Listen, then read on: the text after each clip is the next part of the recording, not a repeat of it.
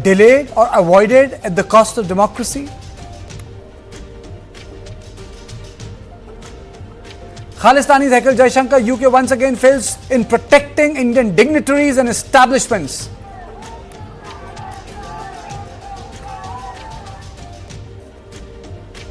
And deadline to deposit weapons in Manipur expires. 50% of weapons still remain in circulation. What will centre do? And now headlines.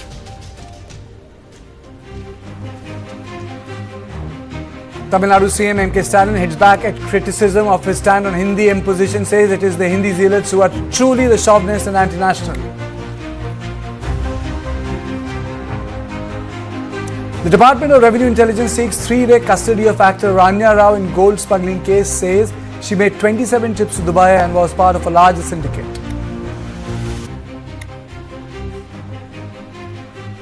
RSS leader Bhaiyaji Joshi lands in a language controversy, gets criticized for saying Marathi is not mandatory in Mumbai, later clarifies that he was misunderstood.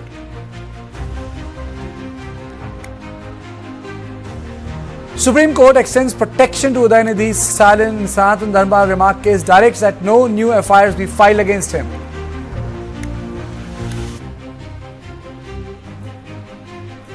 Kolkata High Court asked the Bengal governor to settle his defamation case against CM Mamata Banerjee. Out of court, do it over chai pe charcha, says the judge.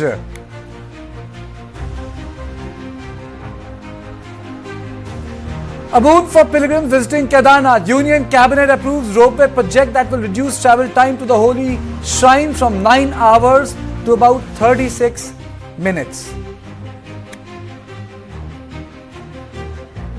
27-year-old Indian student from Telangana shot dead at the store in Milwaukee in Wisconsin. Police says he was attacked during a suspected robbery attempt. 8 injured as South Korean fighter jet accidentally dropped bombs on a civilian area. The Air Force apologizes for the incident and orders a probe.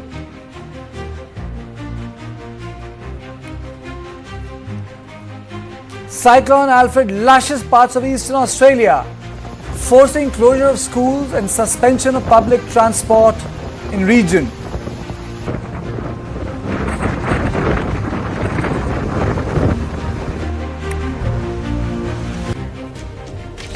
An all-party meeting chaired by Tamil Nadu Chief Minister M.K. Stalin on March 5th urged the centre to retain the existing number of Lok Sabha seats for the next 30 years, till 2055. With this, Stalin intensified his opposition to the centre's delimitation exercise. Earlier, Stalin said delimitation was hanging over the head of southern states like Damocles' sword, asserting that 1971 census should remain the basis for allocating seats in the Lok Sabha. Stalin led a pushback against delimitation, which he fears can diminish representation for southern states like Tamil Nadu.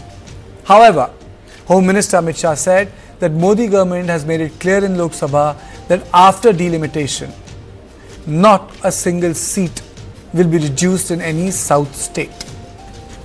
Now, Stalin says that the Prime Minister must reassure that the TN's Lok Sabha seats will not get reduced, will retain existing Lok Sabha seats till 2056, and Tamil Nadu seat must increase in proportion to any increase in number of Lok Sabha seats, and will not allow any dilution of Tamil Nadu's political voice at centre. Delimitation can't be used as a disguised weapon against progressive state. Joint Action Committee of Southern States will take up this issue. However, has Stalin's salvo on delimitation has reignited the debate over the imbalance between demography and democracy. Let's begin by understanding the rationale behind delimitation in India and the concerns over the imbalance it may create. It is a process of adjusting boundaries with population change, that is delimitation. It took place after 1951, 61 and 71 census. Indira Gandhi froze it in 1976 and Vajpayee government extended the freeze in 2001. But the fact of the matter is, delimitation was frozen to prevent states that successfully curb population growth from being penalized with fewer seats, while ensuring that those with higher population growth were not rewarded with more MPs. Now let me introduce my guests. I am joined by Ajit Jha, senior journalist, and Professor Ashwini Kumar, author and professor from Tata Institute of Social Sciences. But let me put the first question. This conversation is divided into 5 questions. I am going to put the first question and we will have a conversation. Can delimitation enhance the quality of India's electoral democracy? That is my first question to Professor Ashwini Kumar.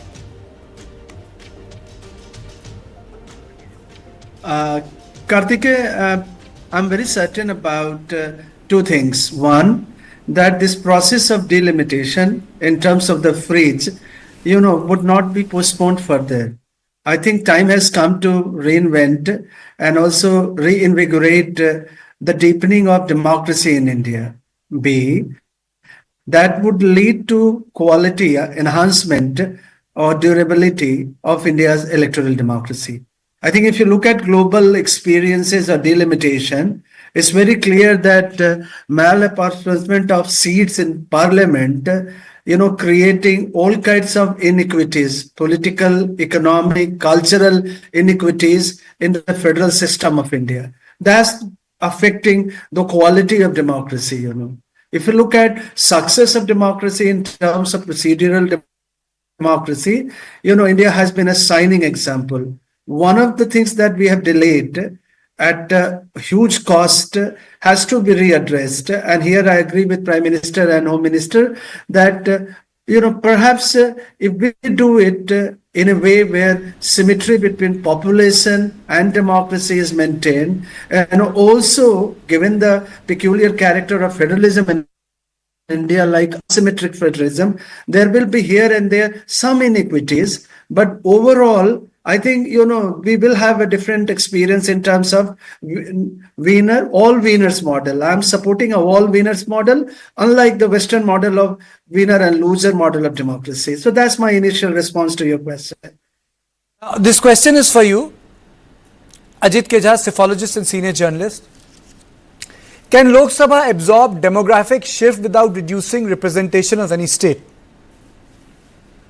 Not really. It's not possible given the existing formula.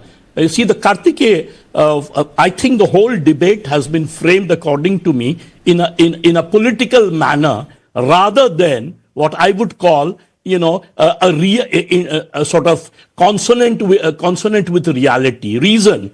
See, it's not South versus North. The whole question is being posed right now in that manner. It's basically, according to me, look at it in another way. The coastal states versus the hinterland states. Gujarat, for example, is a shining example of development. And so is Maharashtra. None of them are southern states, right? So all the coastal states in India have higher rates of growth, higher rates of urbanization, and the so-called Hindi heartland, in this case, the inland states, do not have that, do not share that. And what is the reason? The reason is that coastal states all over the world have a big advantage over inland states or hinterland states because the transport cost is zero. Because you have access to oceans and, sort of seas. So the whole thing is being debated as if the southern states have been extremely successful, the northern states haven't. No, the northern states are also facing enormous obstruction in development because of this character, the fact that they don't have access to sea or ocean. So that's why I said, look at the coastal states, look at Bengal, one of the highest rates of literacy, right? It's a northern state. So every coastal state has that advantage. They have higher rate of urbanization, as I said, higher growth rates. Gujarat is the number 1 in the country. Maharashtra is almost on top, along with Tamil Nadu and others. So I think right now the question is being posed in a rather political manner. My sort of issue would be that the way Stalin is raising the issue right now, first of all, this delimitation that one is planning will only happen once the census of 2021 technically will be complete, right? And that is also linked to gender issues. Remember the one-third I'll come to that, reservation- Ajit. I'll come to that. I'll come to that. You know, these are the five. You know, today there was an editorial which was written by Professor Ashwini Kumar. I found it very riveting, very a different perspective in context of how delimitation should be seen. So the third question is: should representation of South in Rajya Sabha be increased? And then I'll come to other two very important issues. Is it possible? Yeah. I guess if you look at global debate on delimitation in our larger research, you know, the editorial is a very small part of, and I'm kind of responding to queries that when is your part 2 or part 3, Kartike? I think this response is limited, and I agree that time has come when, you know, just looking at delimitation, there was a design issue with the original constitution. If you look at, and I think, you know, more competent lawyers and professors in law would look at more carefully that why judicial, you know, review was, you know, not offered to delimitation.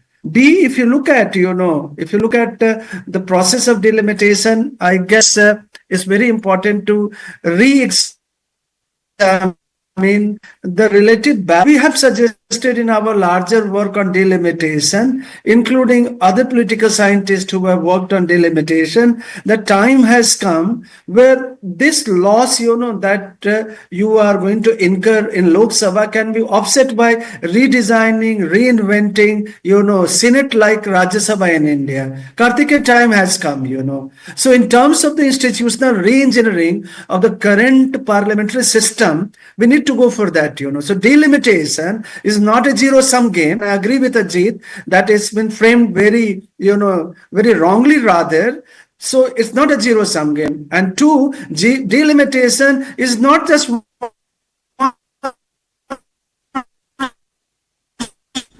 Okay. Now let me come to the fourth and a very important question. That is, will delimitation empower women and SC/ST communities? Because very few people understand that delimitation will ensure that the women reservation bill gets implemented in this country. Without delimitation, you do not have women reservation bill. Second, the recent survey done in Bihar and other states have shown that the population of SC/ST seats have gone up. So without delimitation, I don't think it is possible to increase the SC/ST seat. Your comments, Ajit. I agree that one reason the delimitation should be carried, it has already been delayed enormously, 30 years. So I think it should be carried because, as you rightly pointed out, the caste survey in Bihar shows, and it was a very well done caste survey, very robust data. It shows that scheduled caste, scheduled tribe numbers have gone up drastically, right? Almost like 5 to 6% increase from what we had in the past. So yes, a delimitation would apportion more seats for scheduled castes, scheduled tribes, the reserved seats that we have, which is a specific thing in our constitution. And number two, again, 1/3 reservation for women is much delayed. If you remember, it has been an issue for the last almost 3.5 decades. So again, the Prime Minister Narendra Modi said he would implement it. But first, what you need is, number one, you need the census figures, latest. Number two, you need a caste survey all over the country, not only in Bihar. And number three, along with that, the detailed delimitation. Let me just make one more point. The question that you asked about Rajya Sabha, I would argue that the fight is over the popular mandate, the Lok Sabha and the Assembly. What could be done is expand the size of the Lok Sabha. Anyway, now we have a new parliament. So one can accommodate that, and each of the assemblies you can increase. The reason being, in India, I mean, one MP represents what, 25 lakh people in many of the constituencies in central India, in North India. That's just enormous. It's difficult for a single MP to take care of it. Whereas in the hill states, you have smaller constituencies. So you could play around with that. You can increase the size. You can say that over so many people, you can have a constituency. So that would sort of take care of some of Stalin's and other southern chief ministers' concerns. So expand the Lok Sabha, expand the assemblies, because it's the popular vote which counts rather than Raj Sabha. Raj Sabha in India is not like the US Senate. It's not so powerful. What is more powerful, the money bill is passed in Lok Sabha and in the assemblies in the states. Many of the assemblies in India are unicameral. They don't even have a upper house. Okay. So, yeah. Okay, let me play out the fifth question. And I think this question is at the heart of delimitation. And that question is, should population be the only basis of seat allocation in delimitation? Ashwini Kumar. Professor. May I come in? May I come in? Yeah, I guess, I mean, like, yeah. In the piece, we have also argued about it. And there is, I guess, something hidden about delimitation. If you recall, Artike, we have done two successful, very good delimitation at the state level, J&K and Assam delimitation. And if you look at the Election Commission's protocols and procedures in terms of undertaking and facilitating delimitation in J&K and, Assam, population was not the only criteria. So if you look at other variables, other indicators of delimitation, including geography, topography, the geographical distance, the underdevelopment, etc., and the poverty indicator, I guess, we need to have a broad-based spectrum in which population must be at the center. So you are saying that there has to be a broad-based spectrum in understanding delimitation. So in the context of Assam, I think all these issues were addressed. And addressed, and that's a very successful template for using for national delimitation, Karthik, that we are supporting. And we are not going to go back, I think Ajit would agree to the original idea that if you look at original, strength of the parliament, Lok Sabha, based on 750,000 vote, if we look at that, that's ideally, if you use Karthike, that model through the Webster analysis, it would increase to 1872 seats, ideally, but that sounds excessive. Therefore, let's use the template available with us, like Assam and J&K, and upscale it to the national level that we are recommending. Ajit, delimitation is not limited to current history. Delimitation has resonance in the constitutional debates. Do you think that delimitation is also like an unaddressed agenda of Indian constitution, like Uniform Civil Code? Let me put it this way, Karthike. The philosophy behind delimitation is essentially one man, one vote, one value. That is at the center of the debate. And the fact that we have a special electoral formula. We don't have proportional representation. We have single party, whatever, like the British system, basically. So my point is, on that issue, political equality will be maintained and fairness will happen if we bring about delimitation up to the latest level. That is very important to understand. After that, in terms of working out formula, you can have some adjustments, like, for example, what my friend Ashwini pointed out, that in the case of Assam, in the case of J&K, also in the case of northeastern states, if you look at the constituency size of the northeastern states in India, they are rather small, right, compared to, for example, he was saying, 7.5, let's say approximately, was the original one. Now we have some constituencies, more than 15 lakhs, even double of that. I was, for example, interviewing once the MP of Dhanbad, and she was pointing out, look at the size of my, constituency, because it's a very densely populated urban area. So what I'm saying is, yes, you can do minor adjustments, but at the heart of the debate is the fact that why do we do delimitation? Because population increase, and population increase not in one linear fashion. The women versus men, the some caste will increase, other caste will decrease. So we have to bring out a consensus formula which will seem as if everyone is winning, and at the same time everyone is being represented. Okay, but Ajit, the big question, Ashwini, is can delimitation be further delayed? Is it okay to delay delimitation? Because political parties are making it sound very easy. Delay kar do. Delay kar do. I think Ajit would agree with me, and I think everybody. See, we are on the cusp of a radical transformation of Indian democracy.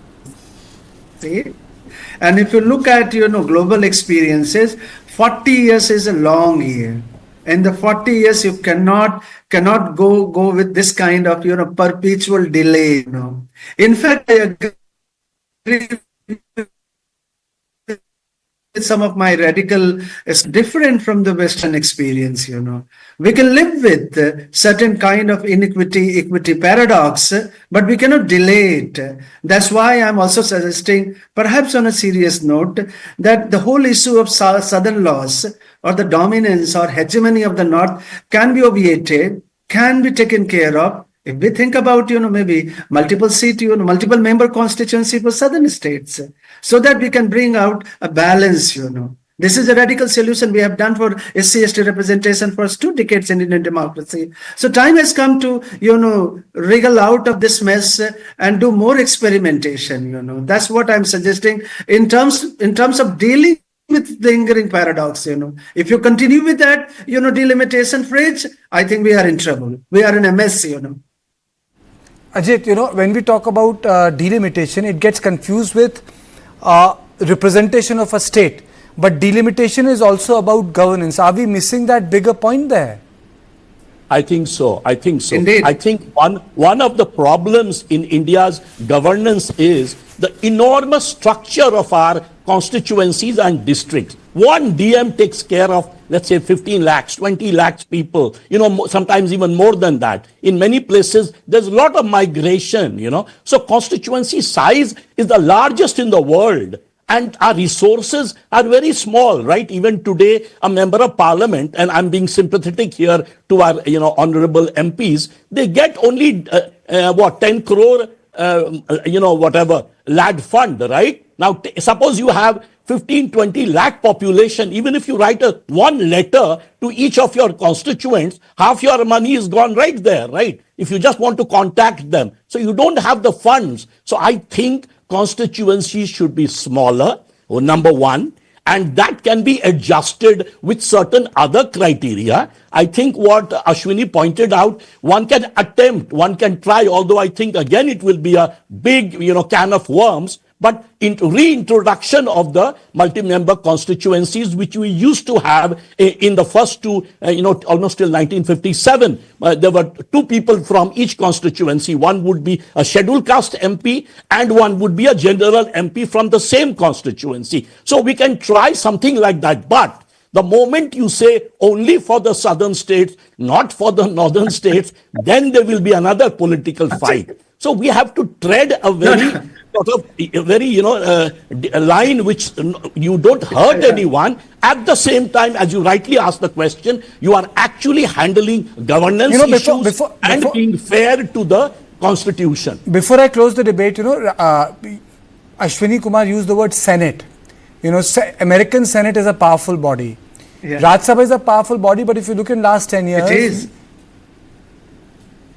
Lok Sabha has found ways to circumvent the powers of Rajya Sabha. And Aadhaar bill was the first bill where the Rajya Sabha became a casualty. They passed it like a money bill. So how do you create the balance? If Rajya Sabha cannot become a toothless tiger where you have 50, hundreds of MPs from South India, then it means that the Rajya Sabha will require some teeth. Isn't that so? Yes. If it is the House of States, and if it is a house where the mandate reflects the popular mandate of the people to run the country, then there has to be a balance, sir. Because American democracy is a democratic laggard. Yes. Both Congress and Kartikeya, Senate, they keep on fighting with each other. That is also a big problem. Are you asking me or Ashwini? Ashwini and then to you. And that's how I'm going to close the debate. Okay. Ashwini, go ahead. Kartikeya, since Ajit is here, I'm just reminding, it sounds like I'm proposing some sort of, a Connecticut proposal during the time of debate in American Constitution, A serious note, a slew of measures, a package, backing up delimitation. Finance Commission, if you look at the 4 variables on which this is allocated, Finance Commission, all 4 variables are based on population. We need to rethink about it.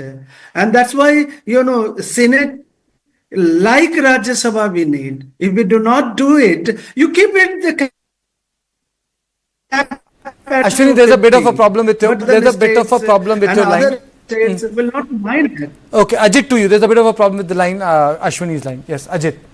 Look, a Senate type situation cannot happen in India. First of all, Senate is the most unfair body in the world. California gets 2 members, and so does a small state, let's say like Rhode Island. So I mean, it's a joke, right? So Senate system cannot work in India, number 1. Number 2, remember, we are a parliamentary democracy, not a presidential system. Over here, popular mandate, Lok Sabha controls the money bill, exactly like the House of Commons. So the Lok Sabha is the most powerful. As I pointed out, I don't know the exact number of states, but quite a number of states are unicameral. They don't even have the upper house. So basically, India is all about elections, contesting elections. Okay. So Rajya Sabha, I don't think can change much. But as I said, expanding the Lok Sabha, Ashwini also pointed out, making constituencies smaller and then playing out with some criteria at the same time, not destroying the essential principle of one man, one vote, one value, which is at the core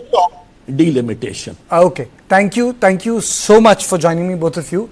And my take is that delimitation is required. It's important for women reservation bill to be implemented. It's important because SC and ST constituencies should be increased in the country. The debate of representation is different, but delimitation is about governance. And I think that's what political parties must understand. I'm not saying that the South India's share should come down and they should be penalized. They get penalized for a better show when it comes to population control. But I think delimitation issue is a bigger issue and the government must find a way to resolve these issues, and that's all on 1.1. But on the other side, we will discuss how Khalistani extremists heckled and tried to attack External Affairs Minister Jaishankar. UK condemned it, but we object to it and say it's unacceptable.